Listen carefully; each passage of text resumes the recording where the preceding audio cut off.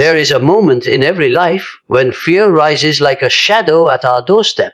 It may come silently as the hesitation before a bold choice, or it may thunder loudly like the heart pounding before a crisis. Fear has the power to paralyze us, to shrink us into smaller versions of ourselves. Yet, paradoxically, fear also holds the potential to guide us toward growth.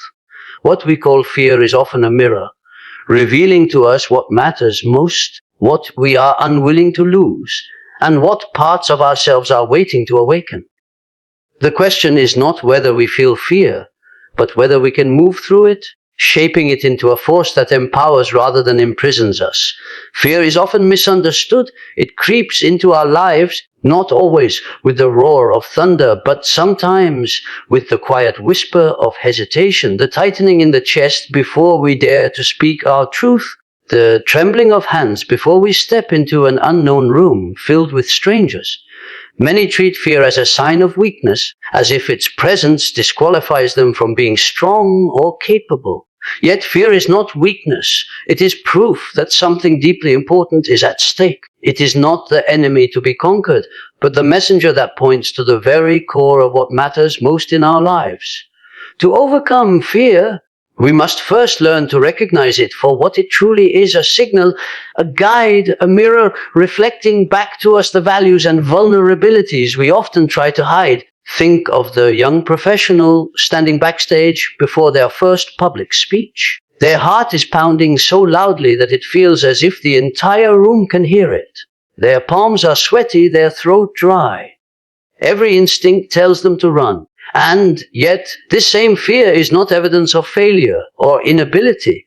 It is evidence of meaning. The body shakes not because it is betraying them, but because it knows this moment matters. The trembling hands and racing pulse are signs that what they are about to do has weight, that their words hold significance, that their presence in front of others is an act of stepping into possibility. If we could only shift the lens through which we view fear, we would see that it is not a signal to retreat, but a reminder to pay attention. Modern science offers us an explanation for what happens in such moments. The amygdala, that ancient part of our brain responsible for detecting threat, fires into action as though we are facing a wild animal. Adrenaline floods the bloodstream. Our bodies prepare to fight or flee. But in most of the situations that evoke fear today, speaking, confronting conflict, daring to love, or chasing a dream, there is no predator, no true danger. The body still reacts as though there is, but those very signals can be reinterpreted. What once was panic can be reframed as readiness. The racing heart is not there to sabotage us. It is there to fuel us with the energy we need to act. The sweat on our palms is not weakness. It is the body's way of sharpening our alertness. Fear in this light becomes a powerful ally. History is filled with examples of people who have acknowledged fear, not as something to be erased, but as something to be embraced and understood. Take the story of Rosa Parks, who one evening refused to give up her seat on a segregated bus. She later admitted she was afraid, but she also recognized that fear was pointing her toward the truth of her dignity and the injustice that could no longer be tolerated. Her fear did not disappear.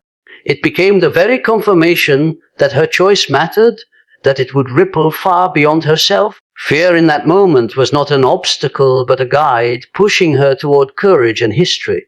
In our personal lives, fear often shows up in smaller, quieter forms. A student hesitating to share their ideas in a classroom, a parent worrying about whether they are doing enough for their child, an individual standing at the edge of a career change, doubting if they are worthy of success. In every case, the presence of fear marks the threshold of growth. It does not mean the person is incapable. It means they are standing at the doorway of transformation. If they step forward, fear becomes the signal that they are exactly where they need to be. The real danger is not in feeling fear, but in misinterpreting it. When we assume that fear equals weakness, we close the door on opportunity. We retreat into safe spaces where nothing grows, where the comfort of familiarity strangles the possibility of expansion. But when we recognize fear as a messenger, we can lean into its wisdom. We can ask, what does this fear reveal about what I value? What does it say about who I am becoming? Suddenly, fear loses its power to paralyze and begins to illuminate the path forward. There is a saying that courage is not the absence of fear, but the ability to walk through it. And this is true. Every step forward in life that carries meaning will evoke some form of fear. That first declaration of love, that first attempt at building something new, that first time standing up for what is right, all are accompanied by the pulse of fear. But if we remember that fear is a signpost, we can see it not as a wall, but as an arrow pointing to what matters most. So the next time fear rises within you, pause before labeling it as weakness. Breathe into it. Listen carefully. Ask yourself what truth it is trying to reveal. Fear is not the chain that binds you. It is the signal that you are alive, that you care, that something in your life is waiting for you to step into it fully. Recognizing this is the first act of liberation, the beginning of transforming fear from a shadow into a guiding light. Confronting fear requires more than recognition. It requires action, even when that action feels impossibly small. Many people imagine that overcoming fear must happen in one grand leap, that they must conquer it in a single dramatic moment. But life rarely works this way.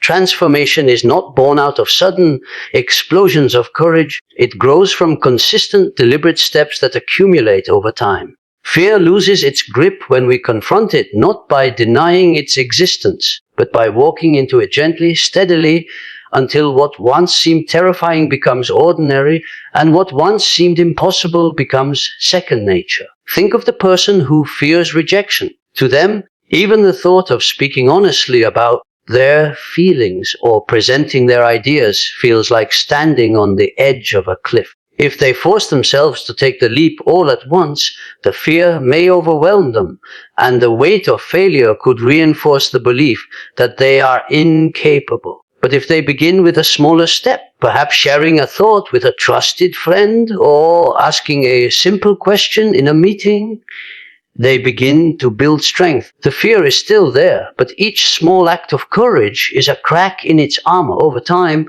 those cracks widen until the wall of fear no longer stands between them and the life they are meant to live. Science affirms this truth.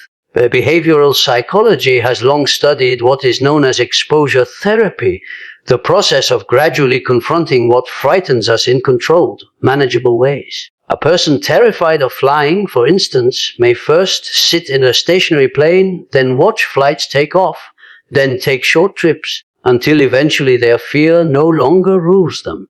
The brain rewires itself.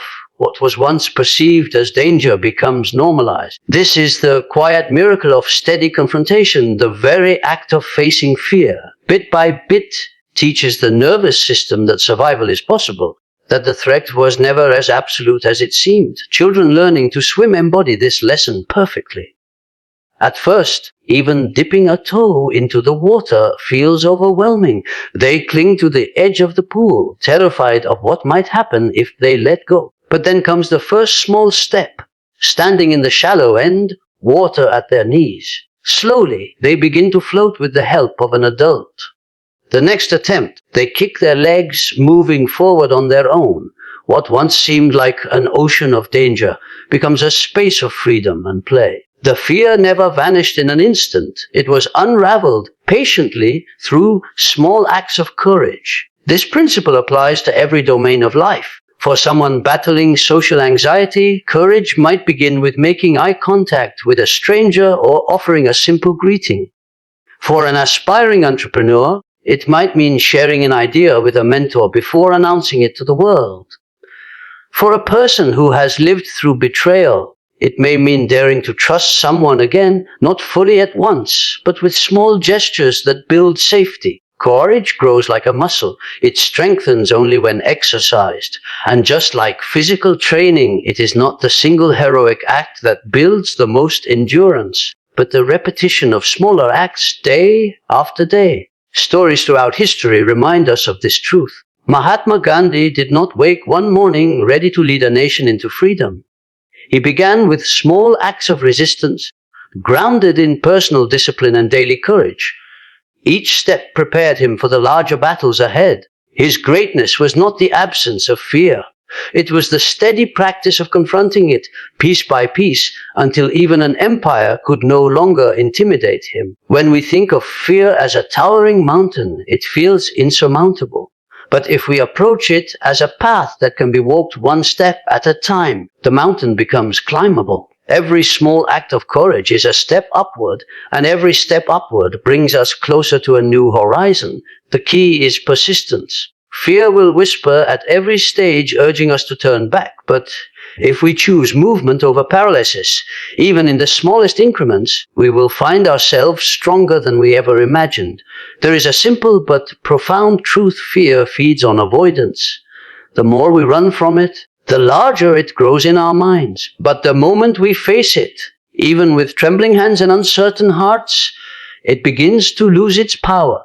Each time we lean into fear instead of retreating, we discover that we are not as fragile as we believed. We discover that fear does not define the limits of our lives. The only true limit is our willingness to move forward despite it. So when fear rises within you, do not wait for the grand gesture. Begin where you are. Take the smallest step you can, and then another. Let courage grow in increments until one day you look back and realize the fear that once paralyzed you is now behind you. This is how transformation happens, not with sudden fire, but with the steady, unshakable rhythm of choosing courage over and over again. Fear, at its deepest level, is not only something to be recognized or confronted. It is something to be transformed. When we stop viewing fear merely as an obstacle and begin to see it as a guide, it reveals a hidden doorway into meaning and purpose. The things we fear most are often bound tightly to the things we value most. Fear of failure means we care about success. Fear of rejection means we long for love and belonging.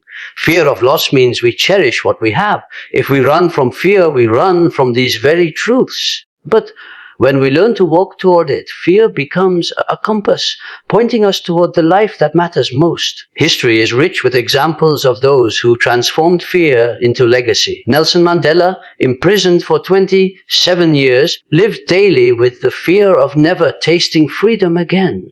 He could have surrendered to bitterness, to despair, to the paralyzing weight of hopelessness. Yet he reframed that fear, understanding that the very thing he dreaded was what gave his mission power.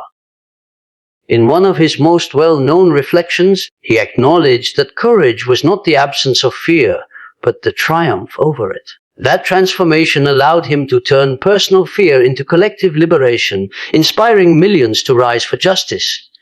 His story reminds us that fear, when infused with purpose, becomes a source of strength rather than weakness. Even outside of great historical movements, ordinary people experience this transformation daily. A man who fears illness may initially experience his worry as a constant burden.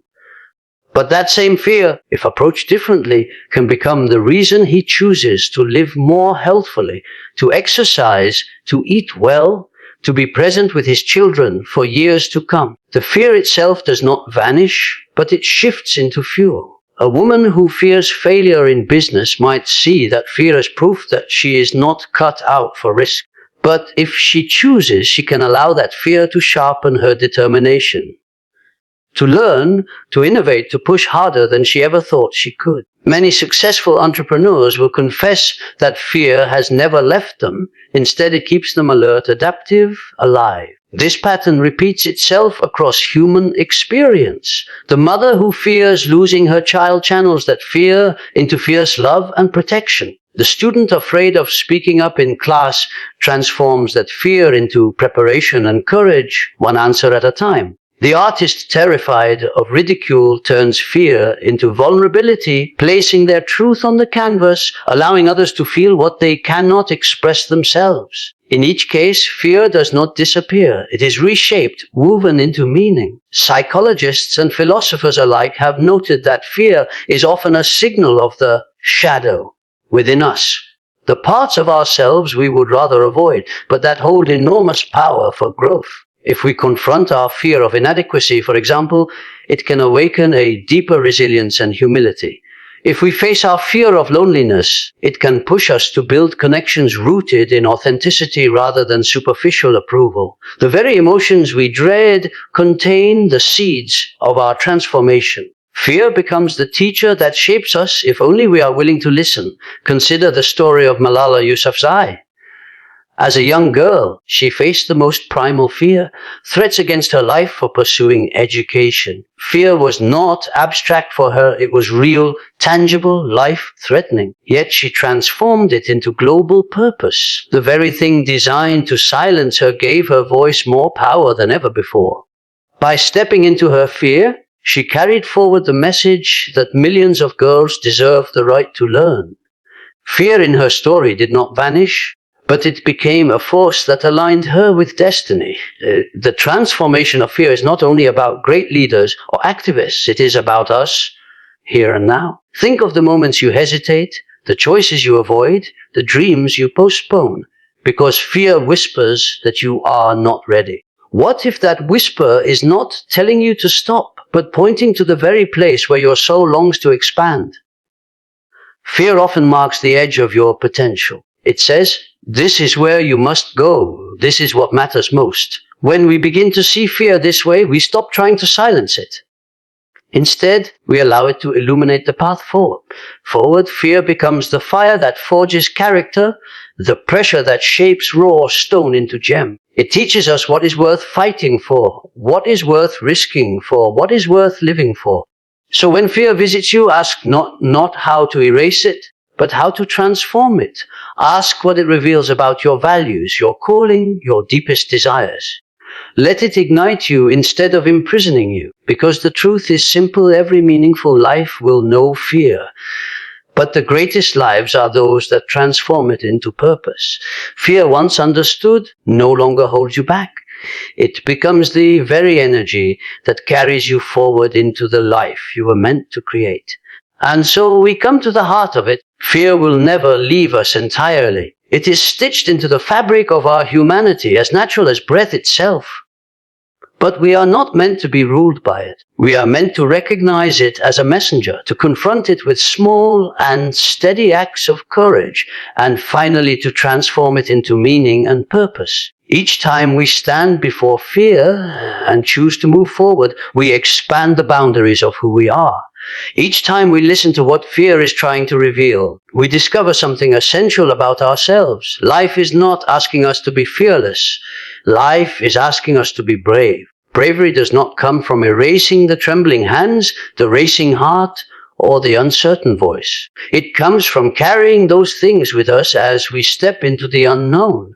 It comes from trusting that beyond fear lies growth, freedom, and the possibility of becoming fully alive.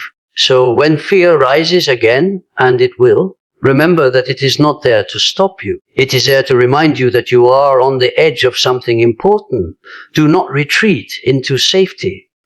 Step forward with trembling steps if you must, but step forward. For on the other side of fear is not simply survival. It is transformation. It is meaning. It is the life that has been waiting for you all along.